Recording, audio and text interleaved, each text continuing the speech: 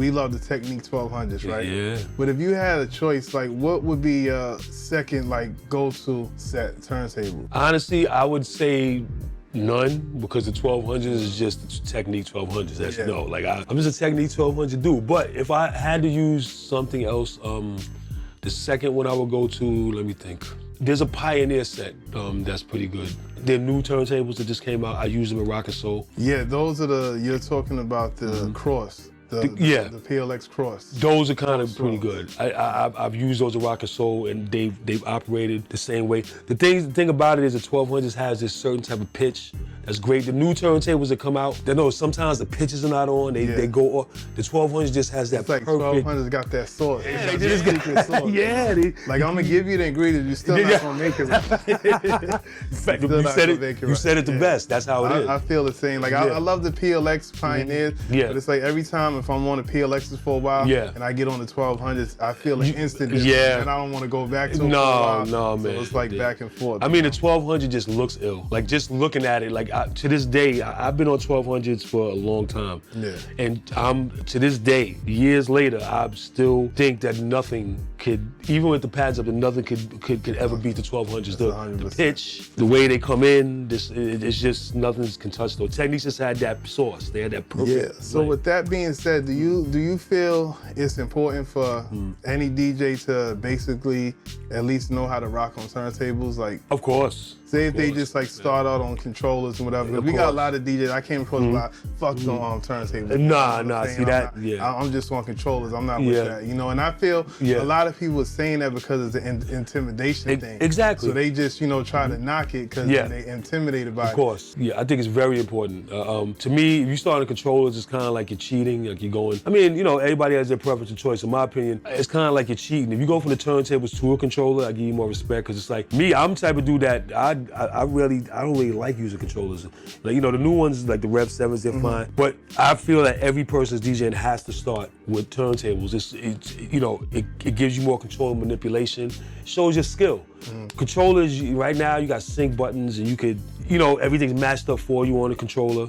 With me, you don't have to fight as hard. With the turntables, everything that you do has to be manipulated and has to be on point. So people with controllers go into schools to learn on turntables. Wow. That amazed me. I remember this chick, she told me, she's like, look, for 8 years, I've been DJing on controllers and I don't know how to DJ on turntables. That bugged me out. But it also made me realize that question that you said, that's how important it was because she was paying for lessons to learn on the turntables. I feel it gives you such an advantage. Like if you can rock out on turntable, you could really use anything. Exactly. So did you ever have a situation where you was doing like let's say a pattern that you just couldn't like wrap your head around it and you just like a lot of gave them. up on it? A lot of them. Could you remember like a pattern that you was working on? He's like, you know what? I'm just gonna have to fit this one out. Yeah. I said there's a lot of them that's still on my hard drive. Okay. Murphy had a routine party all the time.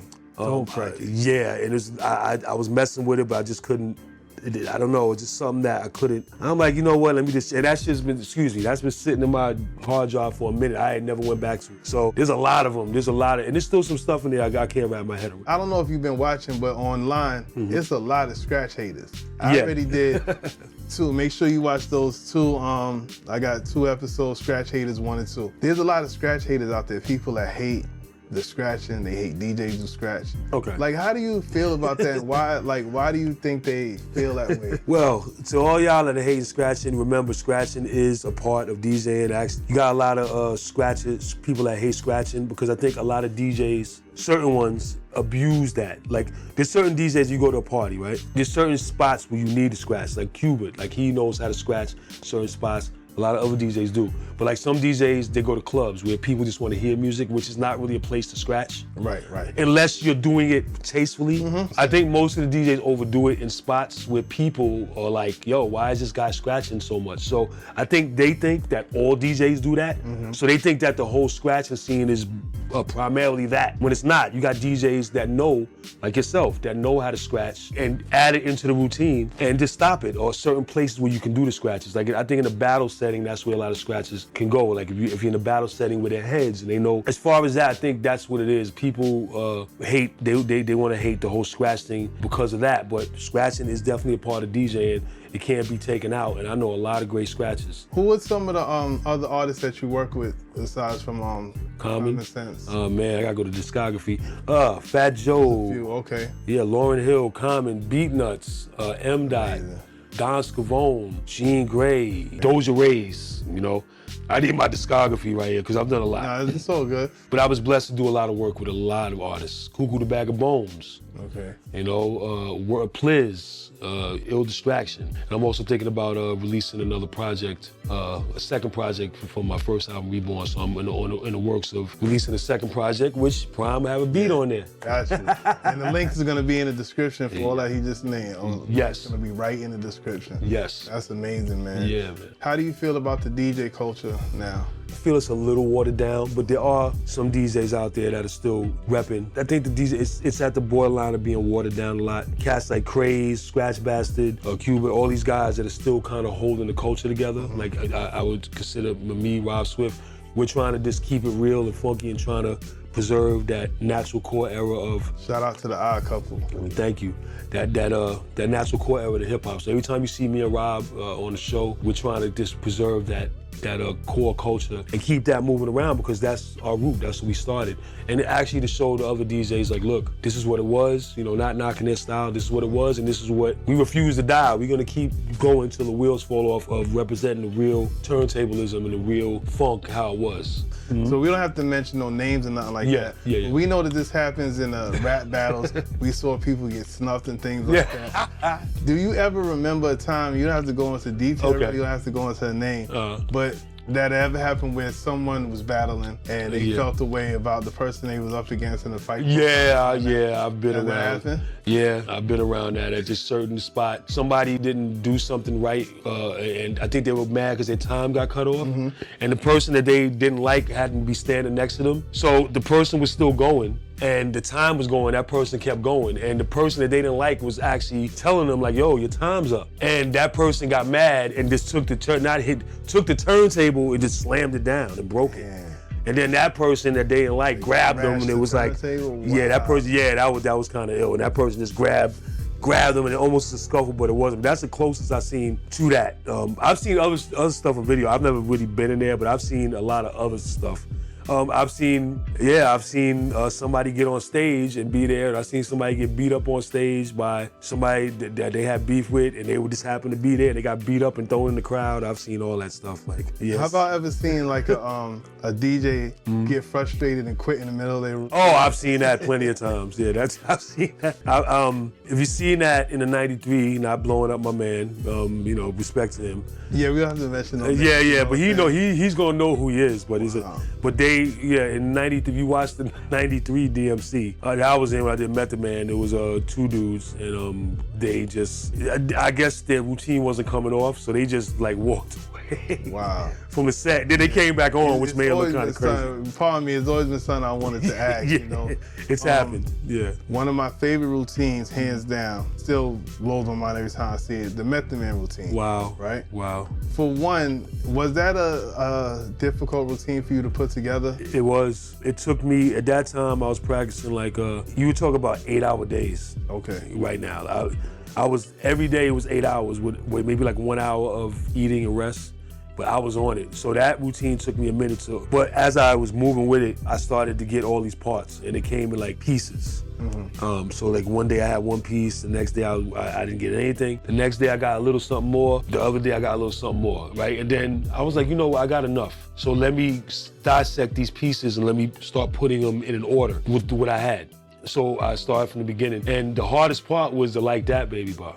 Yeah. Right? That I say that I did that in the Scratch video. Yeah. Or as you know, the documentary, the Fat Beast documentary. Yes. Where I say it when I got it. Yeah. That part didn't come. And I had to chill out and relax. And when I went to do something, I came back. And when I started hitting that last part I had, when I threw the fader over, that part just came. Amazing. And I was like, wow, out of nowhere. And I was, yeah. Mistake that ends up being part of it. Exactly. And it normally happens by mistake. Yeah, there's a couple of patterns that did happen like that, and that's when you get to a certain level. Yeah. It's like the universe almost bless you. Amen. Say, you know what, you're doing this, let me just throw something. Yo, Amen. it's crazy. Amen. Has Method Man ever seen that? He has. He's texted on it. That's amazing. Yeah, he's texted on it. I never mentioned that. This is the first interview I mentioned that. I'm glad that you asked that. Nobody knows that. Wow, man. And yo, yeah, man. You heard it first on Conversations with Prime. That's right. Method Man actually texted me, and he texted me and was like, yo, man, like what you did with the record was crazy. Like he said that. And that was the only thing he said, but just the fact that he hit me on it was amazing. Wow. You know, so I was grateful for that. Shout out to Method Man. Shouts. Now, you know, I can sit here today to tell you the routines. Like, you know, what is your favorite routine that you love doing? I love doing the SWAT. SWAT is the signature. Yeah, I love Thank you. You know what I'm saying? Don't try to do it either. You know, it only can be done one way. Sorry, you know what I'm saying? You could do it, but just don't, you don't gotta record it and put it up. Just, you know, do it in your ear. You know, like uppercut. SWAT. that routine seems very complex. You know. Yeah. Did that take you a while to put that together? That took a minute too. Okay. Not as long as Method Man, to tell you the truth, but that took a kind of a minute. The bass line was so funky, it just started to. The bass line was just, there's so many parts in that. So that was great. I also like doing the Rainforest as well. I haven't done it in a minute, but I like doing the Rainforest as well. Yeah. Yeah. Last but not least, what advice would you give to any upcoming DJs, turntablists? Like, what advice would you give to them? Well, the first advice I would give to them is pay attention. Shut everything off and pay attention. The first advice I would give to them is never let anybody tell you that you can't do something or that you can't achieve or what you're doing. Always believe in your gut, you know, keep God with you. And most importantly, passion. Passion is the most important thing. That's what's gonna, the business, don't do it because you want to get in the business. Don't do it because you want to be famous. Do it because you truly love it. And the passion is what will bring the business to you if you want to get famous. And also take it seriously, practice. It's not something that you could just do and be like, nah, if you're gonna be in it for real. Take time, work, come up with stuff, be creative.